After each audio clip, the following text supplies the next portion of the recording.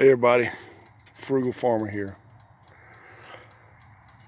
Got this piece of land disted up.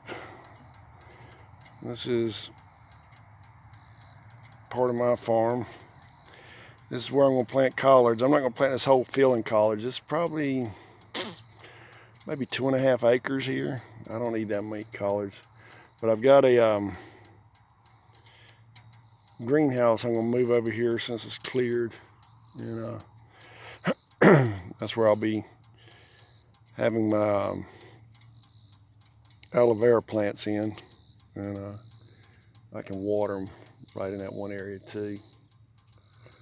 And but it's kind of hard to break up. It's just been dry here, but I've gone over the ground going that way, and then I'm crossing it at an angle both ways, so that's chewing everything up pretty good. I bush hogged this a while back, and my cousin let me borrow his tractor. It's got a front end loader on it. I'll take a picture of it, and that'll be the thumbnail for this. But he let me borrow his tractor, and I was able to get a lot of stuff cleaned up. Still got a lot to do, but you know, I'm trying to be polite and use this tractor in a polite way. But I'll have a fall crop of collards.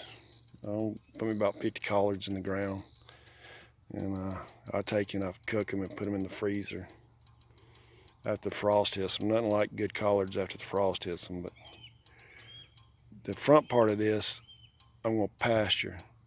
Did y'all hear that hawk? You hear that hawk? I don't see him. He's somewhere around. I hope he don't swoop down and pick me up. If he can do that, he's a big hawk. But thanks for stopping by. Come back again when you will. Share, comment, like, hit that subscribe button. God bless.